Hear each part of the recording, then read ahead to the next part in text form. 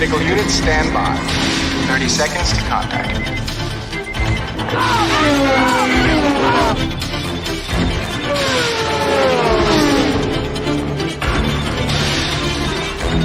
20 seconds.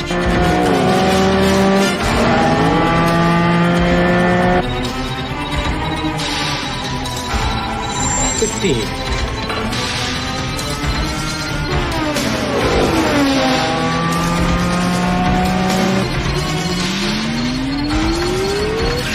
10. 5.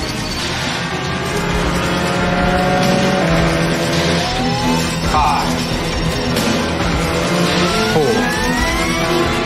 3. 2.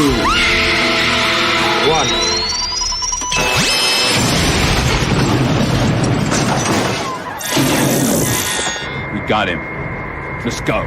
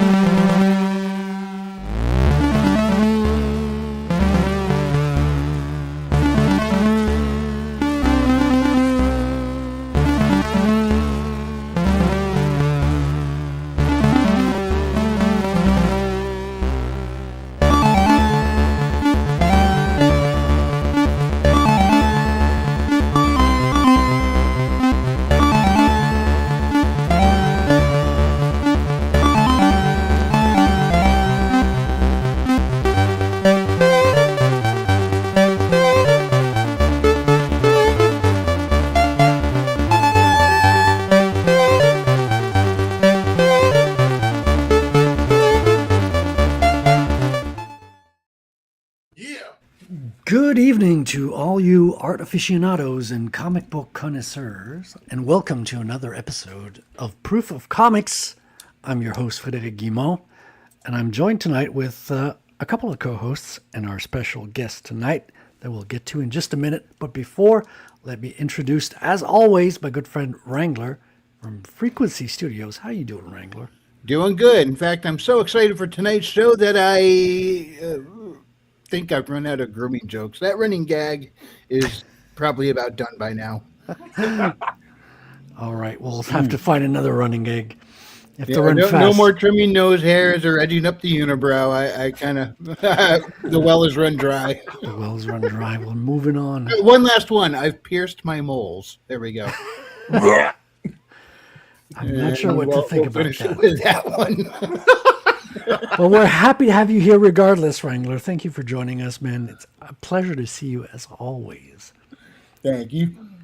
And we got Mr. Chris Fisk as well with us tonight. How you doing, Chris? Oh, yeah. Actually, I think I'm still recovering from last night with Wrangler. The horrifying, what is it? The horrors, the man-made horrors beyond all comprehension that Grok unleashed upon us. What did you do when this you time? put Luvapor at the keyboard with a Grok, things happen. Things that yes. you cannot put live on air. All the good video stuff. Yeah. Yeah. Just to add, he apparently made some video based on a dream he had that was completely like nonsensical, where a woman like pulls a train out of like the background behind her as a news anchor and starts doing stuff with it. Looks like she's brushing her teeth, if you know what I mean. And Okay. he put that as a reply to the Sony, like Sony. I gotta go look that up, see if he's got responses to that. Yeah. Like he basically put it as just a reply, no comment about how there's no discs or whatever for the PlayStation. Yeah. And so he asked Grok, what was the meaning of this video in response to the no disc PlayStation, and the most insane, like abstract, like we have officially reached AGI, because Grok gave this weird, like poetic explanation of why a woman is deep throating a bullet train in protest to the Sony PlayStation not having discs. Wow. We live in interesting times, folks. It's got 19 views and 1 like. Keep your children away from the internet. The internet is getting weirder and weirder every day. Yes, it is. I want to say a good welcome back to our guest tonight, our very special guest, Mr. Dave Brink. How you doing, Dave? Yeah, I'm good, guys. I'm tired, but I'm good. Thank you. Thank yeah. you for having me on. Dude, it's a Be pleasure. honored. I know it's very late where you're at. It's like 2 a.m., so we're very respectful of your time. I will try to cover as much as we can tonight with Safeguard, and I want to look back at Perfect 10 a little bit because I just got my copy this week, so very excited. cool. I'm about I'm at the third chapter at the moment of reading it, so I'm not Do done you- yet. By the way, do you guys sometimes notice that it becomes more difficult sometimes to recognize old clips from movies you know you've seen, but because they're further and further away, sometimes it gets a little bit foggy, right? Like Yeah. what is this movie again? So I saw these fragments, and I'm like, in 50 years, we don't know what the world will look like in 50 years. It's but how many of these movies we know now will just be lost, right? People Yeah. forget most. about it. Yeah. Yeah. Yeah, we have to keep pirating movies because that seems to be Yeah. what's keeping the films. Kind of like Kindle removing 1984 from people's ebook readers. Yeah, because I don't think like That's just so on the nose. yeah, removing is Yeah. one thing, but like just minor distortions eat at like the media all the time. Like they showed TV shows that like when they went to DVD, they removed minor scenes here and there, and stuff yeah. just gets Or, removed. or alter them. Here's a weird one that I don't understand. Lilo and Stitch. Do you guys remember the scene where Lilo I ran didn't see the into another movie. room? Nani ran after her and found her hiding in the dryer. Yeah, they replaced the dryer with like it looked like Pizza a box. chopping block. Oh yeah, it was a Pizza pizza box box. leaning up against the counter. I yeah. saw that on Twitter. Yeah, they removed Why? they replaced the background on the animation. It changed the context. Well, I am a proud owner of the original Fantasia, and I will never part with that. Do you remember the Centaurs? Yes. Yeah, that nobody will see. There's no more Disney. It's kind of like having a Song of the South VHS. Yeah. With gold, because historical revisionism. The communists come in and they're just like, that never happened, and they just remove it and steal it from people's possessions. So if it's digital, they will take it. But if you have a physical, copy of it, Yeah. hold on to it for dear life. Yeah, which is why we're all here, I think, backing physical comic books nowadays. Hell yeah. All of us in our space are pro physical. I'll sell digital for people who prefer digital and ask for it, of course, but I want to make sure that there's always a hard copy version of it, because it's what we love, is to be able to hold on to culture and pick it up and share it around and hand it to people and just lend it and lose it and forget who got it and then see it again like years later. Yeah. But did they remove centaurs from Fantasia?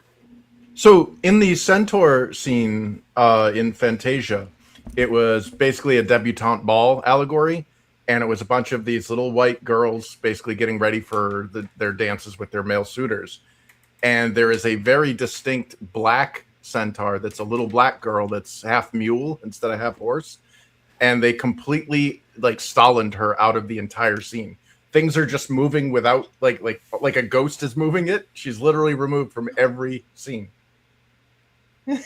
So, yeah, you wonder for what? So they sanitize things, but why? Like, Yeah. it's so strange. What are these decisions? So nowadays when I still have Netflix, right? Because well, I have a partner, but they upload new movies every once per week, and there's always there has to be this reason why this particular movie got in there. I'm always suspicious about these movies. They go through some system that they get approved. It can't have specific scenes, so I'm always trying to look for those when I watch this movie that I've never seen before. Why is this movie on here? They're trying to do something. Propaganda. Yeah. Yeah. All right, let me give a quick hello real quickly to the chat. We got a lot of people here. We got Adam Weber is here. with Hey. the Canadian flag to open the chat tonight, as he does traditionally with Comicsgate Commandos as well. My respect, Mr. Adam Weber. Nice to see you. Welcome. Hi there. We got Dave Brink, of course, who's here on the panel with us as our special guest. We're going to get to him in just a minute. We got Mike, fan of Genuine Cosmonaut, GDN2. Good late night to you, Dave. That's right. Yeah, we appreciate you Hello, hanging Mike. out, man. Like, it's really late for you, so we're going to be very cognizant of your time and get straight to the good stuff. But first, the chat. We got Skeleton Corpse, who was our guest last week. We got to know Skelko in person. Nice to see you, Skeleton. Oh, yeah. Skeleton Corpse. Hope things are going well with you. We're going to have you back on the show real quickly. He's got a lot to say. He's getting started. He's in his beginning days. He's built his world up. He's getting his comic ready together. So exciting stuff. But tonight we have a man who's completed a full arc. He's completed a 6-issue series, indie crowdfunded, and now it's like a collected in a hardback, which I just got this week. So I'm very happy. Oh, So cool. Dude, the So hardcover cool. version is freaking awesome. That's a I big got one. both. Yeah. This is good stuff. But we're going to talk about Safeguard, who Safeguard also makes an appearance in this book. I think in chapter 2, as early as chapter 2, you see them do an appearance. Am I Yeah. right? Yeah. Dave? They start here. Yes. The genuine verse. Yes. We've got Art Haida, man. How you doing, Art? Happy to have you Hey. here. Art. Our fellow Comicsgate Commando, Mr. Rosario. Scribe What up? Comics. How you doing, man? I hope you're doing well. You got the link if you want to hop on and chat. As always, you're welcome. We got Mr. Lirio Ings. Nice to see you. Lirio. Lirio, welcome to the show. It's Everson Lirio is one of the inkers on Safeguard. Oh, Hell yeah. that's dope, dude. Awesome. I was super interested in like what people are doing in the indie space with inking because it's rare now. It's rare, yeah. Most artists are penciling and inking themselves, as am I. You know, I wouldn't hand it out to another inker unless the inker really wowed me. But to see when people are splitting it up, well, first of all, you could do a lot more comics when you split up the work because the penciler can make more pages, the inker can cover those, and then the colorist after that, and you got a book coming out way faster. But Technically, theoretically, theoretically, yeah. nothing can ever happen wrong, right? Yeah. Everything goes right when you're making indie comics. Got Mike, we said hello, and Skelko, and that's it for tonight. Thank you for tuning in, folks. Yeah, Dave, so everything here, give us a little bit of intro into Safeguard, because they make an appearance here. They're their own story. Is it going to be like a 6-issue miniseries like Perfect 10 was, or do you have something different in mind for Safeguard? Well, I'm working together with Alan Goldman on Safeguard, and I signed Alan on for 3 issues. Okay. And I want to respect Alan's he's a busy man, so I will try to make this book 3 issues, this series, 3 issues of Safeguard, and I have things planned. So, but things also started with Perfect 10, with 1 issue first, and then Pa wanted to do the sequel also, and then I had this story for like 3 issues, make it this trilogy, this arc of 3. And that like blew up up into 6 issues. So this happens, but I need to try to be more restrictive with Safeguard. Yeah. So I will try to make that into 3 issues. We'll see what happens. Yeah, Yeah, you we may get will- carried away, and Alan may fall in love with the script, and it may continue. We never Well, know. so far Alan likes it. He's very, very pleased with it, and he's very involved with the product, with the process, and the quality. So we went through, for instance, several inkers before Alan like decided on like 2 that could work with us on this Okay, book. Interesting. So you guys went shopping for inkers together. Yeah. We wanted you, and it's a craft inking, and Alan's 100%. Alan is very proud of his own like art, for good reasons, and he has this specific style and this detailed pencil work that you want to have preserved. So an inker has to work with that, and not everyone can do it. Basically, at least not to the level that we wanted for this book. Yeah. And Lirio Inker was one of the It can make your arc shine. It can make it better, or it can make it worse if he's not at the same level. And he's supposed to boost you and make you even look even better than you. An inker also needs to be able to draw. There are like segments in the pencil art that aren't as clear as, for instance, he draws like very rendered characters, but then the backgrounds can get a little bit like sketchy. Yeah. And then the inker has to do something with that, and that's where you kind of see the difference between inkers, especially with things that aren't as clear. Dude, it's awesome. I love trying out people's different pencils and inking them and getting to know and get a feel for their sketchy pencil drawings, line drawings, and all that. And you learn a lot from that too. So I love inking other people as much. Oh yeah. And I'm reserved about letting other people ink me. Like I'm inking myself these days. So a little bit reserved. You got to find the right match. It's cool though because you're going to be able to put out those issues a little faster. Are you doing like 32-page issues, 40-page issues? Or? These are 32-page issues because 32 pages is the max when I go to print. After 32 pages, it gets into this new price category. Price range, okay. Yeah. So I always try to 32 is the maximum for all the single issues. Oh, that's fascinating. I didn't know that. I didn't see that. So. Oh my God!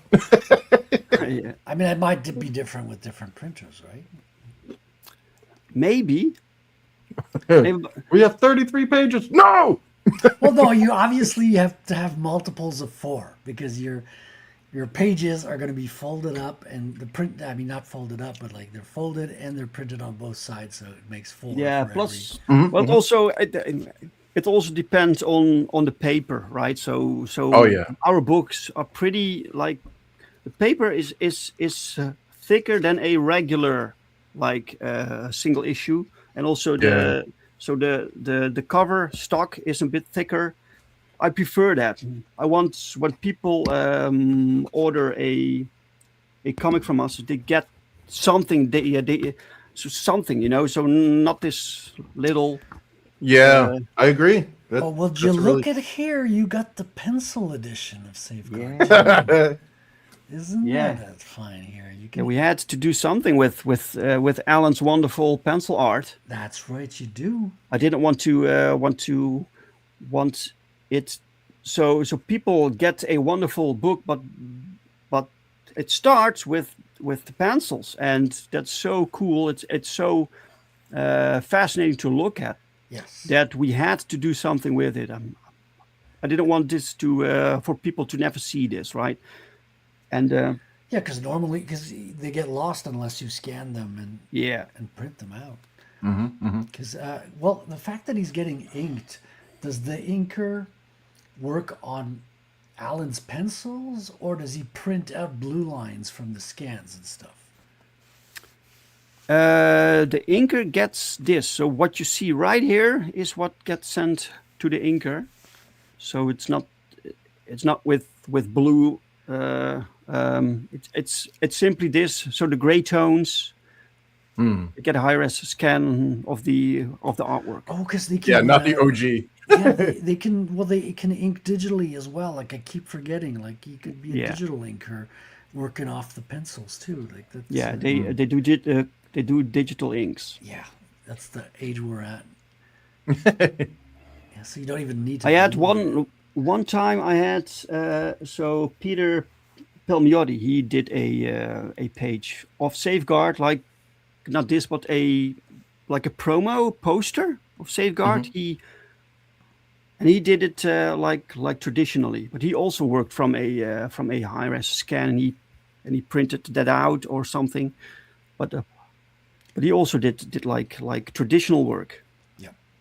And you're right, Alan. He uses regular pencils, no blue. But Yeah, we like, watched them. what I like to do is take regular pencils, turn them into blue, print them out, and then ink over that. So that's something that's fun to do sometimes. So that's always an option. Well, with this pencil edition, it definitely begs the question of how many people are going to back this and the standard edition, and then do a comparative analysis and be like, "Oh, let's see where let's see how it changed." I think it's something that's interesting for other artists, right? People who study the craft and want to get into Yeah. it. Oh, yeah.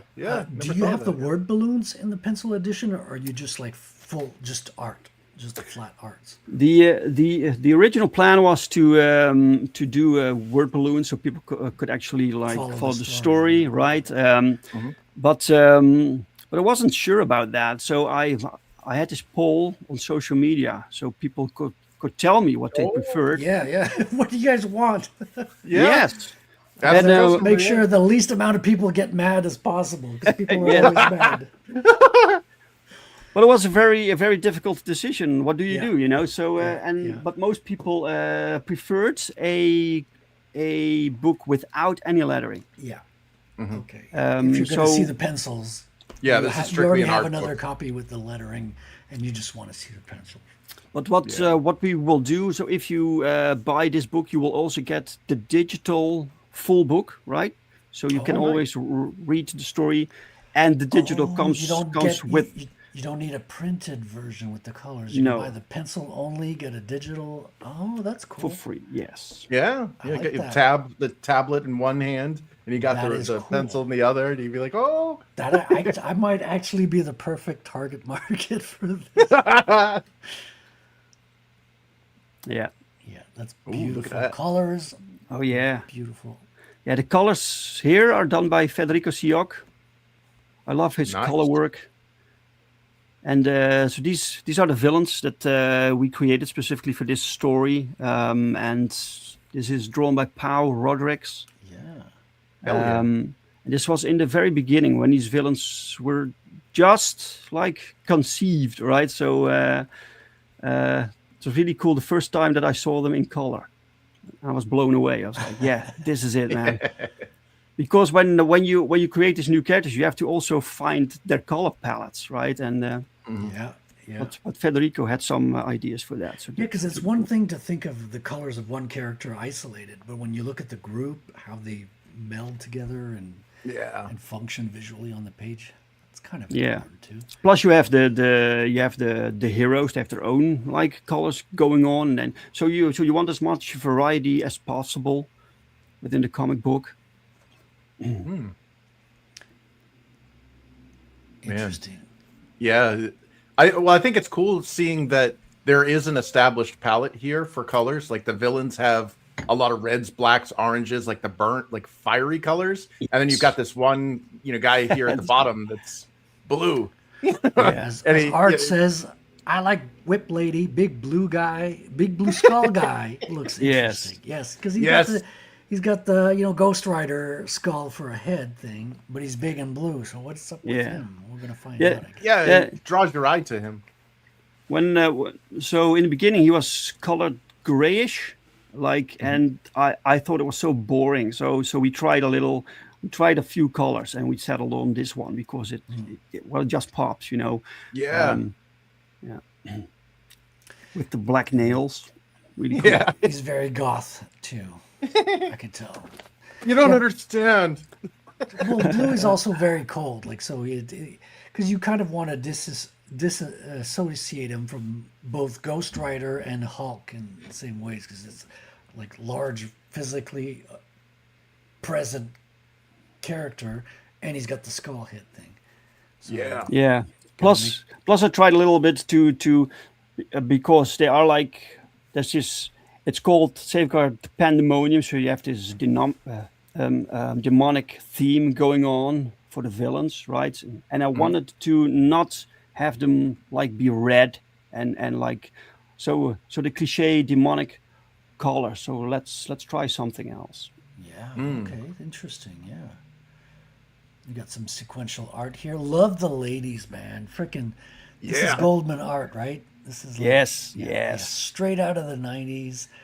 And I like the mix because you've got it's the same thing with Power Rodricks. You've got a very '90s art style, but your stories are set like in today's world. Like they're very contemporary stories too.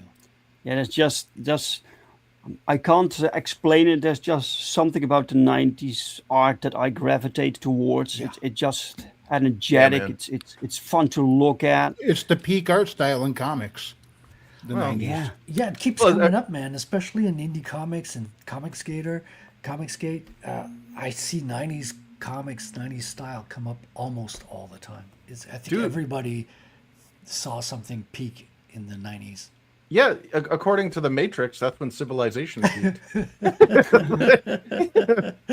So, yeah, I think I'm more inclined to believe that as we get farther and farther away from the 90s.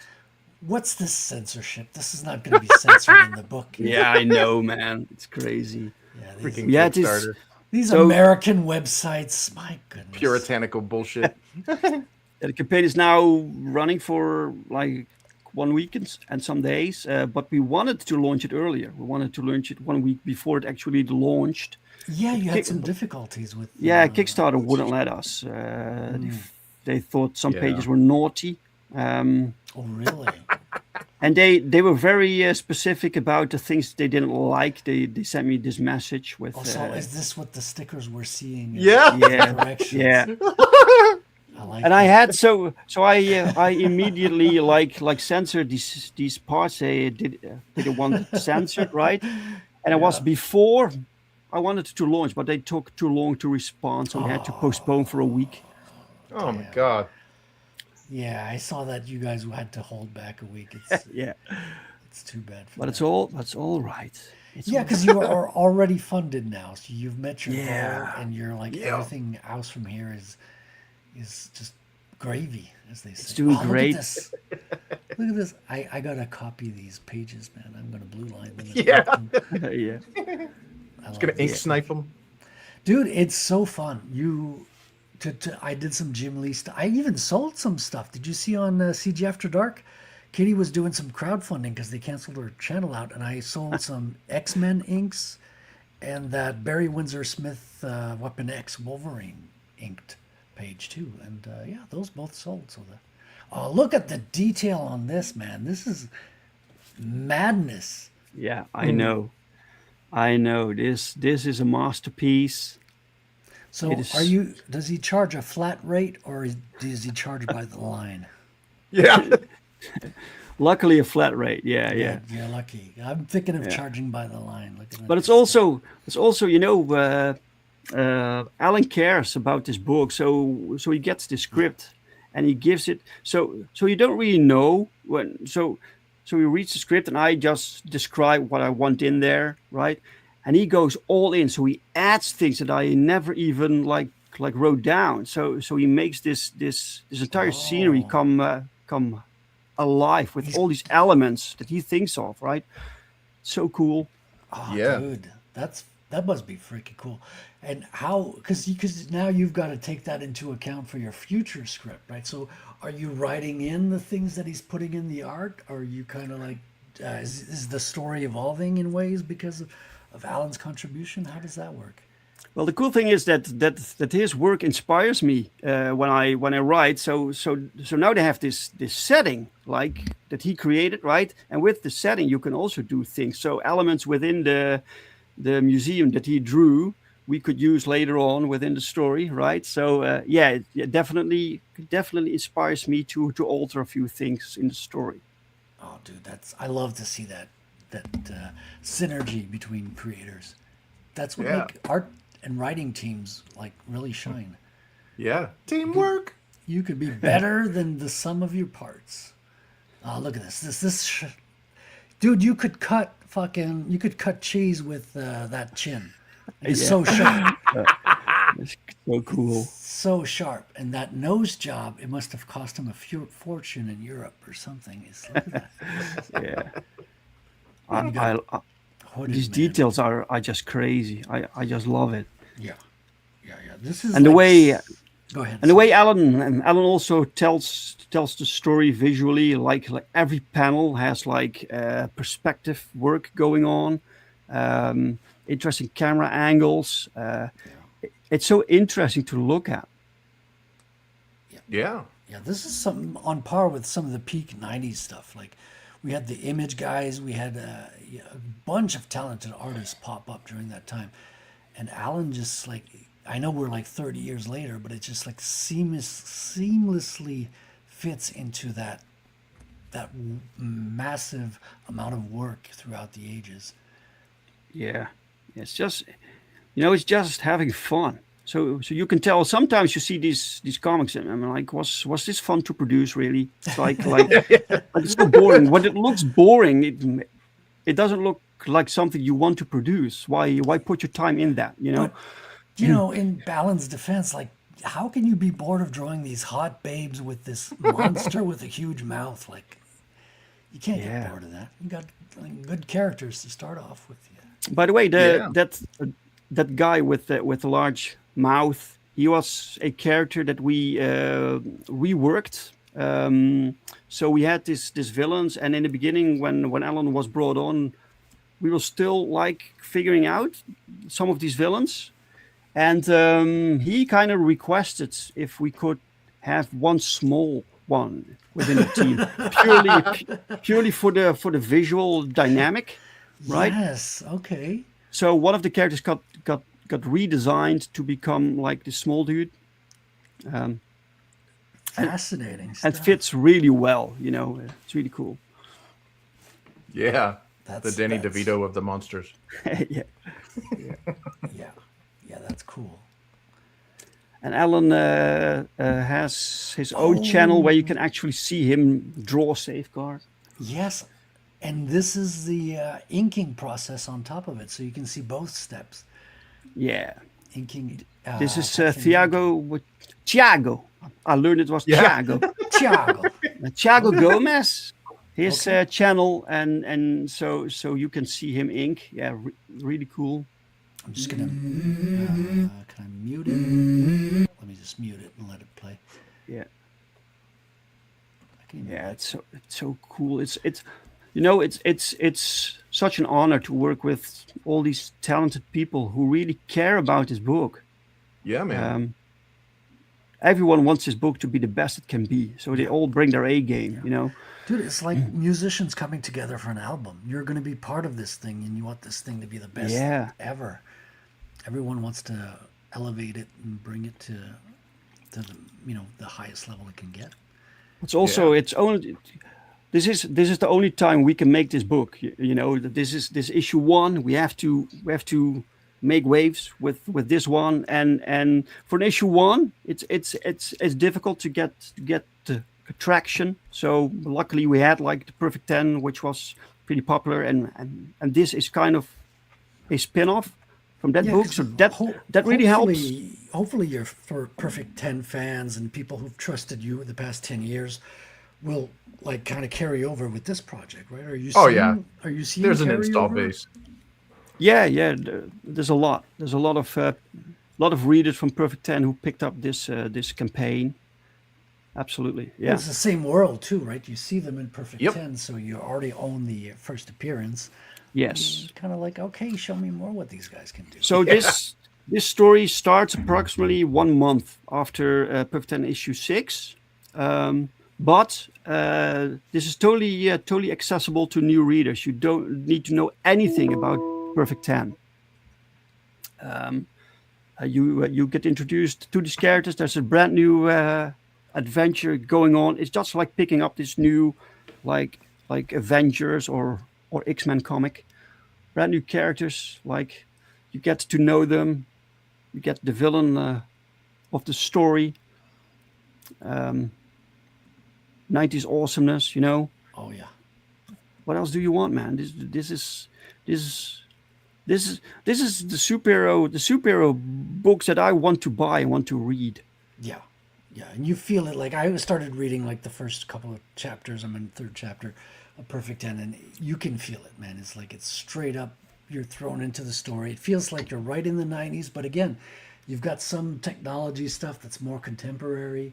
So it feels like it takes place in the modern world, but like it's seamless with the stuff. Like, so if you loved Image 90s comics back in the day, you're gonna love this. And Powell's got a unique style to Perfect 10, which is what I love. Yeah, Like the women absolutely. are very, it's not a realistic style. It's like hyper realistic, all cartoony. It's not manga, but it's got like all these American. Like, the women are hyper curved. Man. It's like Giggity. it's good stuff. Yeah. By the way, Alan is in the chat. Oh yeah. Are you, Alan? There we go. He says, Dave, don't let them know we used Chinese slaves to make safeguard art. Ha ha! I got you, Alan. Screenshot this, everybody. Now they Make it know. work. Yeah.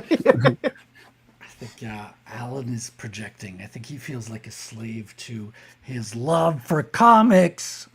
Well, dude, you saw Rob Liefeld actively pursuing Yeah. him. Yeah. Yeah, that's my next question. What are you going to do to counter and eliminate Rob Liefeld from like poaching Alan from you? Well, Alan will be. Alan is having fun with this, and he promised me he's on the book for 3 issues. That's good. So I'm not worried about that. Alan is a professional, you know. Yeah, 100%. Yeah. I believe that. We need It that would be Perusa cool. It Bulk would be meme. cool if he got to work with Liefeld. That would be awesome. He deserves it, man. Yeah, Yeah. dude, I think it'd be interesting. Like, I've got some of my favorite books from back in the day or some Rob Liefeld stuff. So he knew how to bring the excitement and all that. But Alan's got his game is really tight right now. Like he's almost like he's at peak performance. Just to add in there, I mean, you get an in with Liefeld, and what do you think the genuine crossover might be with certain Liefeld Ooh. properties? Yeah. Yeah, he should hire me to write Youngblood for him. Oh, you should tell him. Okay, I'll listen, Rob. I'll let you have Alan, but you got to give me a cover. You got to give me a safeguard alternate cover, and you can have Alan. Yeah. And my Chinese slaves. Yeah. Pay no attention to the red dot. It's interesting, man. It's fun. It's fascinating to see like talent goes where it naturally needs to go, I guess. But we're locked in for 3 issues. Safeguard is going to be coming to you. Back this book because it's freaking awesome. And can you still get Perfect 10? Is that still available? Yeah, we have all the books available on our web store, so the single issues, and issue 6, not yet. That will become later. But the Perfection Collection will be available in stores after everyone has their orders. So Critical Blast is the publisher, and they'll make it available through retail. That's cool. That's cool. Hopefully we'll get more indie comics masterpieces in retail because a lot of them deserve to. They don't have the traditional rail system. Oh my God, is it difficult to get stuff distributed nowadays? But hopefully we're going to get that kind of cleaned up and cleared up. And I wish you mad success, man, in the retail because I think this is. Thank you. A lot of people would love to get into this. Like as a kid, I would have picked this up and just like ate it up. Yeah, it's fantastic. I'm blown away, man, that this is even real. You know, sometimes I can't even believe that I'm part of it. Like I'm the one basically making this happen. Like, you know, but still, sometimes it feels surreal. Yeah, dude, I like my book is at the printers. It doesn't even feel real yet because I haven't had it in my hand, and I'm like, Yeah. oh my God, is it gonna? If I'm starting number 2, but it doesn't feel real that either. You know, I'm like, I don't even have number 1 out. What am I doing at number 2? Yeah. Yeah, it's crazy, man. Yeah. Oh, that's really cool. You have your book coming out It's just soon. about to. Yeah, the pages are printed. It's being assembled, and it's going to get distributed by Critical Blast. So I'm getting cool. Peter Samedi. He has his own press with newsprint. So I'm going with that for the first issue. Okay, cool. And if that goes well, we'll keep it up and and go with that. Is this your first? Is this your? Yeah, I forgot, man. Is this your first? No, it's number comic? one. Yeah, yeah. I've been working on it for a couple of years, but it's still issue number one. Cool. Exciting. Yeah, dude, so much. And how was it different? Like, as you just closed Perfect 10, like, how was it different, like, starting issue number one versus, like, closing issue number 6 just now with Perfect 10? Like, does it feel like it's behind you? Do you feel like you've turned a major chapter in your publishing, Yeah, writing, / all that? yeah. Because I still have some like series that aren't like finished yet. So, and I know how much work it is. Every issue is its own project with its own campaign and its own problems and its own challenges and so much work. And to actually get there and to finish this arc, you never really know if you're going to make it. So if you make it, that's so exciting. Yes, we actually finished the entire arc that I wanted to tell. You know, Dude, I can't imagine. Like, just doing one book is a lot of work. So doing Yes. an arc is like successfully doing it. It's not an accident that you succeed. Like, there's a pattern, there's a willingness, there's a resilience and persistence to it. Yeah, but you also have to kind of forget every time. So you have this book made. It cost you a year of your life. It costs a lot of resources, a lot of your time, and then you have to make the second one, and you kind of have to forget how much work it was and how many challenges there were. You just have to focus on the end goal. Make the Yeah. book. Yeah. I thought the first one would take me 3 months, Dave. It took me Yeah, 2 yeah, yeah. years. I was like, okay, I'm just off by 21 months. That's not too bad. Holy Man. shit! Yeah. Yeah. But once you God, get momentum, once you get momentum, it's not really that it gets easier, but you do get a little bit accustomed to the frequency, right? So Well, you benefit from what you laid before too, Yeah. Because a lot of the background work, because I was doing while I was drawing the first book, I was still writing the first book in my head. Like, I had a, kind of Marvel method plot outline, but the dialogue was going to be written after the fact. And the year it took me to pencil and ink it, the characters were developing in my head too. So, like, how much of that happens over 6 years? Like, how much does the story evolve? How much do you know more about your characters' backgrounds and character? How does the writing evolve over 6 years? very. I have this when I start. I have this loose like destination for the story, but I'm not married to it, right? So there are some key points that need to happen, but in between, I can take the story anywhere, and I want the stories to be as exciting as possible. And I'm not really into like saving the best ideas for later. I want it all in there, right? yeah. That's good. And it's constant decision making. So when you write something, I write in bursts. So I have this one like scene that I'm completely happy with. I send it over to the artist. They can start, so I can write the next sequence. And this way, I don't really know how things develop either. Like with the story, I know some things, but not everything. And this is fun to me. It's like exploring my own story, right? And this is how I make my best work. So when I started to write my first stories of Earthling, they weren't as good, but those were stories that I outlined beforehand. People told me you have to outline the story, right? You have to know, you have to build the skeleton, and then you have to write the entire thing. And so I did that, but it loses something when I do that. So now it's more like spontaneous. Yeah. Yeah. I've been hearing that too, that the plot should come from character for it to feel natural. Because if you like try to force the characters into your plot, into your plan, you kind of betray the characters to kind of force your story. But if like you're going with, okay, what do the characters naturally say and do? How do they naturally react and evolve? And where do they go? Yeah. The plot feels more natural coming from that. Well, that's your tabletop role playing game thing too. Like you're not going to railroad your players into a very defined, like, this is what I have in store. Why are you even bothering playing?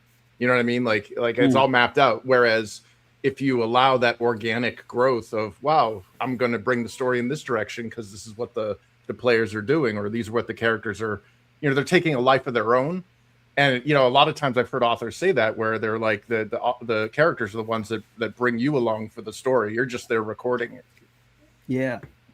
Yeah. But it's also for a comic book that people like, so you have backers, you put a lot of time, a lot of time of your life in it, right?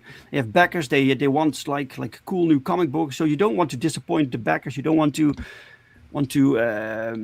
so there is always this little, it's a little bit dangerous, like, because what if you mess it up, so a gamble.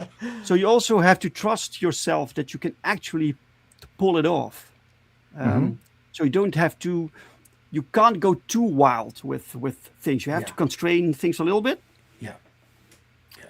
But how is it wrapping up a 6th issue like that? Because I find it's easier to start threads than to wrap them up and finish them and put everything in a nice bow at the end. Was that a specific challenge doing issue 6? Did you feel you were able to wrap up all your storylines? What were the challenges of ending a story like that with over 6 issues? Yeah, people did ask after issue 5.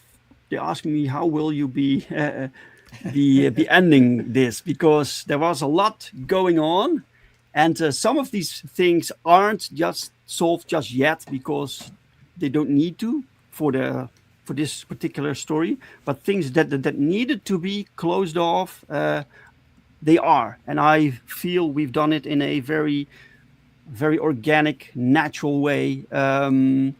This is also so issue 6 was also the least, like, so all this entire series is very action packed. Issue 6 is a bit calmer, and I also wanted that because I wanted to slowly like close down, like wind down, plus I wanted issue 6 to have a little bit of a different feel. So every issue has a little bit different feel to it. And I think we stuck the landing nicely, with some dialogue that needed to happen, some confrontations that needed to happen, but it all happened in a way that it makes sense, Yeah, that's natural. Yeah. Oh, that's interesting, man. Like, when you say each issue has its own feel, do you mean like in a thematic way, or how do you find the feel of each episode? Is it something that comes out naturally for each episode, or are you kind of looking for it or keeping it in check? I'm not really looking for it. I think it's mostly determined by the key moments that I want in there. Plus, I want every issue to end someplace else than where it starts. So, and this means that individual issues have different locations, different settings, different combination of characters, and this all creates different dynamics. I don't want every issue like to take place in like one like facility with the same characters over. So things need to keep moving. You want to have different backgrounds, different locations for yes, it to feel like different scenes. Yeah, that's your plus. I want the readers to have fun, but I want the artists to have fun. So I throw a lot of variety at the artists. So now they're there, and what happens there, and and so they stay interested and excited about drawing it. That brings my next question, which is perfect, because when you're writing, are you writing like big double page spreads at some point? Are you like keeping like eye candy in the writing? Like, are you saying, okay, this is a splash page, a double page spread, we're going to we need a very visual event here, so I want to bring in the lights and bring in all the visual elements, the flashy characters doing the action. Are you thinking about those things when you're building a new book, or does that just, you let that come naturally from the characters too? I do think about that. I do want these big wow moments in the comic, and you need to do let the visuals do the talking. So preferably, I have some silent pages when possible, because the visual, it's the visuals, you know. So, and I do love these pages when you have like the page turn and you have this magnificent splash page with the introduction of this brand new villain or location, or whatever. So I I I I deliberately write that in the script. Yes, here's this double page spread, and this is happening there. So big moments need a lot of room, right? Yeah, yeah, for sure. And you need to put a lot of exclamation marks in your script. You know, this page it needs to be awesome. 17 exclamation points. Oh yeah. That can happen. That I go wild with the text to convey the excitement through text. Well, I would hope Okay. so. I mean, you got to be excited when you're writing. Same thing Yes. as artists. You want them to be excited when they're drawing too, because you want the readers to get something freaking exciting when they get their hands on it. Yeah, and with Safeguard, for instance, there was, so it is very 90s, and so I leaned into the 90s tropes a little bit with Safeguard because it's just fun, you know. So there is this splash page of the heroes, like this very classic 90s trope of the superheroes jumping from this aircraft onto the battle scene, and I knew that had to be in the book. So that's one of the splash pages in there. Oh, dude, I remember seeing this page here. Um, this was Oh, even- that's by Alan also. yeah, yeah, and I think it's before I knew who Alan was when I saw Yes. this. I was just discovering him, and I just That was remember- the second thing that Alan drew for JM Comics. That cover. Oh, okay. Because it's got a good composition. Because you got a lot of characters here. You got like 4 ladies and 4 dudes, Yeah, 5 dudes. he did it all, man. He did it all. Look at that background also. That's crazy. Yeah. That's the Yeah, thing. that's a lot of detail. Victorian era background with all the details. Chamfered ceilings. in the windows and the ceilings. Yeah. and you could. Yeah, that's- I could hear that's- my echo just looking at this. That's the thing. That's the thing also. So you have these. So you have heroes. They travel to different locations. So you have to constantly think of new, exciting locations. So the villains, you can put them in this like metallic gray facility, this high tech, which can be cool. But in this case, I wanted this cathedral like citadel, huge construct where all these villains live, right? So something new, something cool to draw. Now look into those pictures. I just hope you always keep your current team. Yeah. Yeah, well, Pal Rodrich Giggity. drew the whole Perfect 10. He was able to stay on for all the art. Yeah, You got Alan signed up for 3 issues of Safeguard, so that looks promising too. Alan sounds like a pro, like a real Yeah. good pro. and I'm slowly setting things up for something new with Pow. So That's we what I we was will. going to ask, yeah, because you're still got something working in the background. Yeah, Yeah. I hope that I will be working with Pow for years to come. Yeah, well, you need Oh, to look at this watch- fan art. This is crazy. People sent me this. This is nuts, man. Yeah, It's man. fun, dude. Like, that was my favorite part of the back of my book. I have like a couple of pages of fan art too. It makes it feel more real. It's like people have seen this book and reacted to it. Oh, no. Yeah. Wow. Yeah, so I'm so proud of this, man. This is so exciting. I understand, man. It's like 10 years worth of work, right? Like Yeah, this is your issue baby, one- man. Oops, a little blurry. Sorry, I've been drinking a little bit. Yeah. It kind of took us 6 years, this series. But yeah. Okay, that's not that bad. 6 years is like 1 year per issue. But it's about.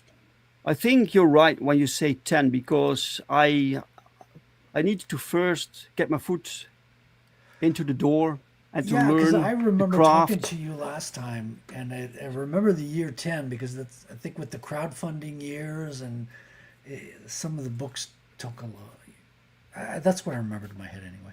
I could be Yeah. wrong. And the first comics that I wrote weren't that great.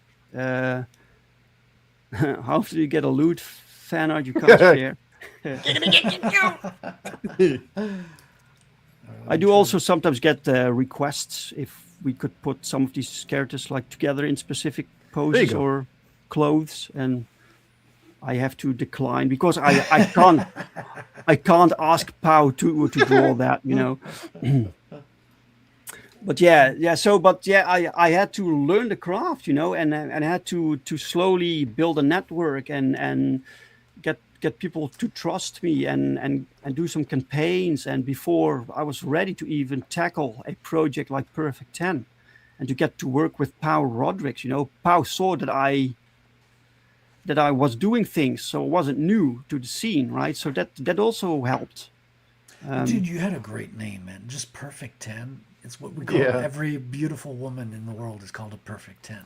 I know, Bring right? that into the name. double entendre. It was good marketing, man. I think you had a real good foundation. It feels like all the superheroes in this book feel like they fit in with the other superheroes, but they're not like a copy of it. Like they're original. Like you got like some villains that have two faces and things like that. Like original stuff that Oh, I've yeah. never seen before, Yeah. but fits right into what you love about 90s comics too. Yeah, you know, you can make your own copies of familiar characters, right? So you see that plenty. But if you make your own universe, you want it to stand out some way. So you have to throw in as many new concepts as you can. And you can play with familiar things. Not everything has to be brand new. That's not possible. You can't build a complete superhero universe with only new concepts. That's Yeah, you not can't be possible. 100% original all the time with everything. You have to No, get but you can. stuff But from you somewhere. can give it this fresh little twist. Do something new with it. Art says, then he named the trade the Perfect Collection. I'd let Dave name my baby. Dude, it's so good. Like I liked this project ever since I first saw it. I couldn't like buy it in the beginning because like just one issue to Canada, I was like, okay, let me wait. When I saw all 6 issues in one, I was like, okay, now let's pull the trigger. Let's get the whole issue in here. Because the art is so fantastic, dude. Like look at this babe. How fucking like in control she is with this dude here. Yeah. By the way, this is a homage to a X-Men cover by Jim Lee Oh, I could see that. with Magneto and Professor X. Okay. Yeah, Jim Lee is a beast. Yeah.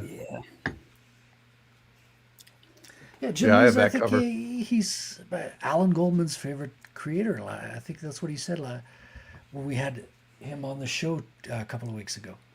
It's a bit of a shame that I'm not really interested in Jim Lee's work nowadays. I don't really. There's something about his current style that kind of lost something. It's hard to define, you know. Plus the characters. I don't really. Those are fighting words there, Dave. I'm gonna All have right. to bring out my DC Legends. artist. Philistine!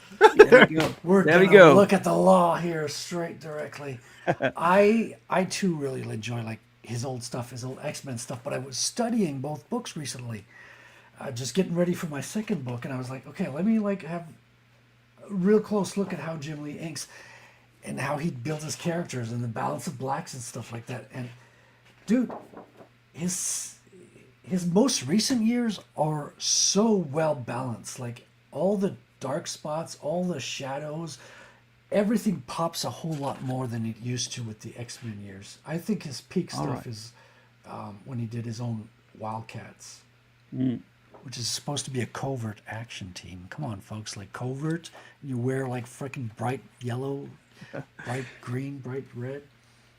But I love these. These are my favorites of Jim's. But his Batman stuff is really well drawn too. Like I do also like his old stuff with X-Men. And his look at this. That's great. Wildcats Yeah, period. that looks cool. This is like exciting stuff, man. This is just fun to look at. Yeah. It's just this is art. This is art, man. Yeah, and it's decades and decades of work building on each other with Jim Lee penciling and Scott Williams doing the art. Like this is like two artists at their peak, like combining it. This is my personal favorite stuff, the Deathblow stuff with the blood, because this is Jim Lee imitating Frank Miller with Sin City, and he's trying to do his own thing with like no borders and just whites cut sharp with the shadows. And it looks so cool. Good. Yeah, and then you had Scott Campbell came in, and everybody copied Scott Campbell. He was like the new kid in town, but even Jim Lee was drawing in the style of Scott. So like, go figure. That's got to be like the best compliment you can have. Like, but yeah, like if you look at his Batman stuff, he's got really good shadows, really good composition. So I definitely have to push back on that because looking at his work, he's so freaking good. Yeah, perhaps it's also the fact that so the DC characters are my least favorite characters. So maybe that plays into it. Yeah, for sure. I was a big fan of Marvel too. But like Oh, sorry. go ahead. No, sorry. I was just gonna say I got my start into comics that were completely away from the whole capes and tights thing. Like I honestly I didn't really consider myself much of a fan of the capes and tights stuff. I basically got sunk my teeth into comics with like Banda Desanay stuff, Adventures of Tintin, Le Schtroumpf, stuff like that. So it's weird because like that was my foray into comics, and I didn't really start getting into the comic stuff until the X-Men. To me, the X-Men was what pulled me into like the capes and tights stuff. And they kind of lost me later on. And yeah, Perfect 10 is like the first time I've actually went, wow, it's capes and tights, and I'm gonna back it. So dude, that's cool. On you, man. That's more cool. More people told me that they aren't really into superheroes. Michael Bancroft also said that to me. But for some reason, Perfect 10 they picked that up. Yeah, man. It's because she's a babe.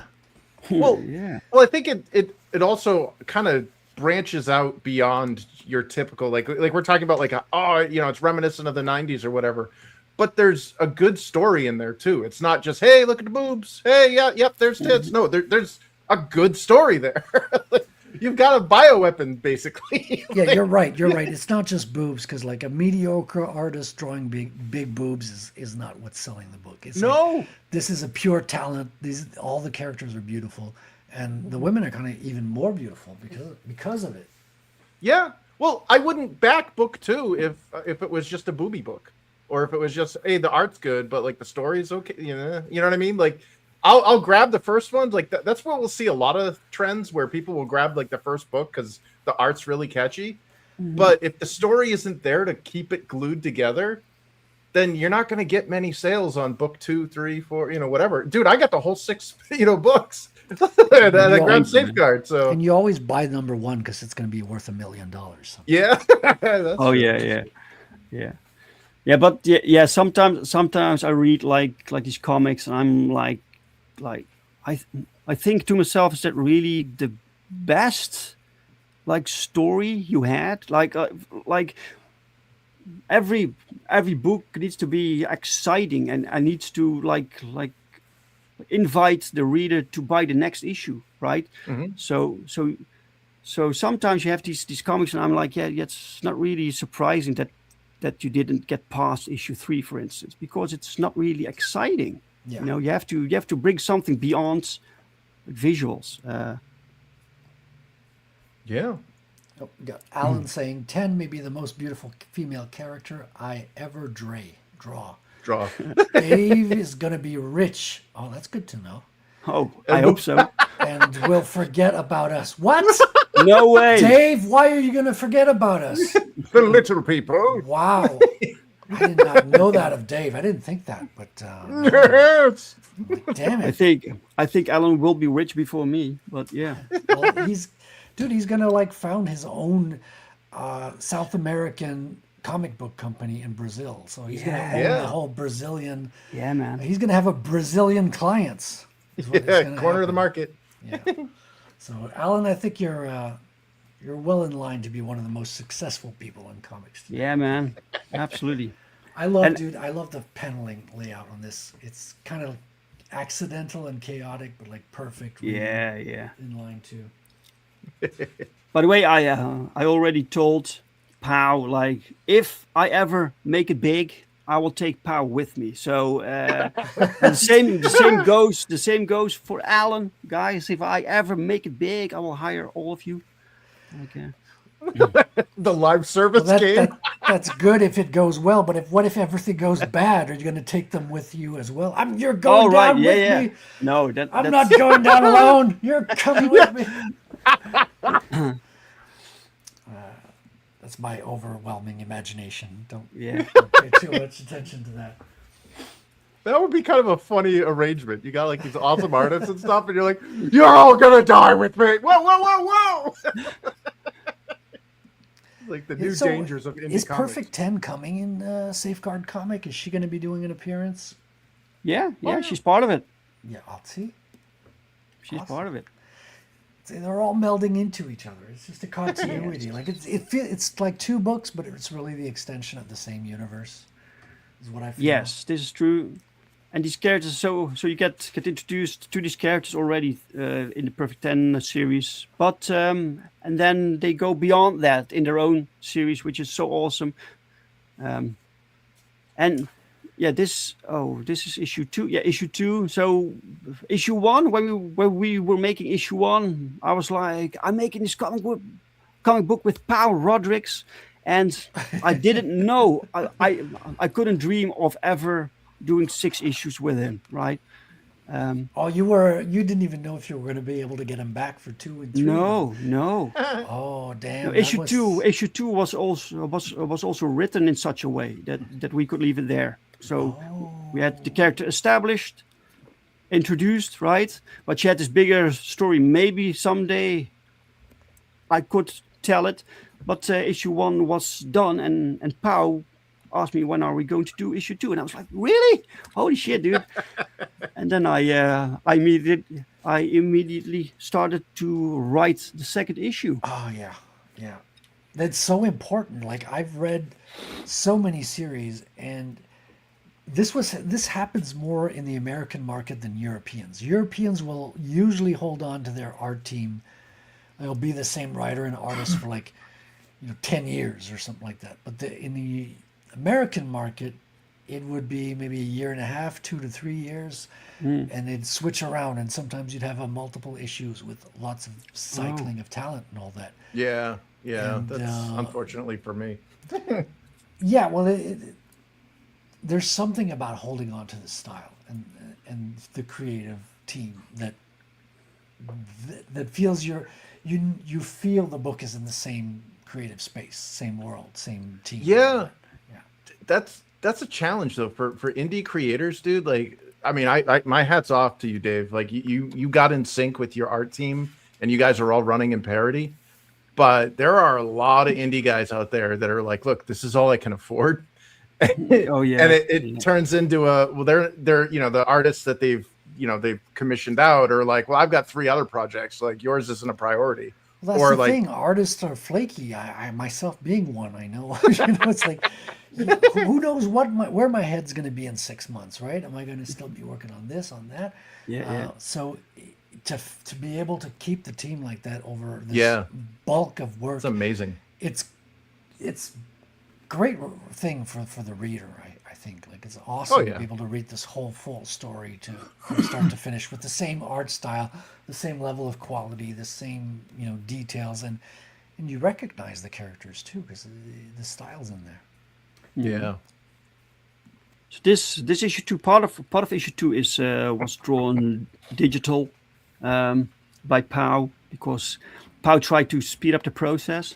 Okay. But later on, he returned to doing a traditional. That's its preferred method. Yeah. I like traditional too. It's just get away from the screen, but you got Undo and The thing is, that there's the danger of zooming in too much too. Like you could be doing too many details and too much perfection, and you should be making more pages instead. Yeah, or imbalanced. You zoom in on one spot, make it super detailed, then you zoom out, and you're like, oh, the rest of the image isn't anywhere near as detailed.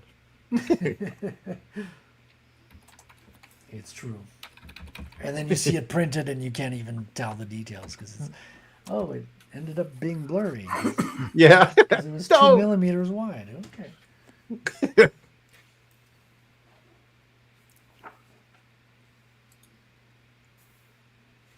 Man. Yeah. Yeah, it's great to have it all complete now in one volume. And the Americans are people liking the hardcover? How's that working?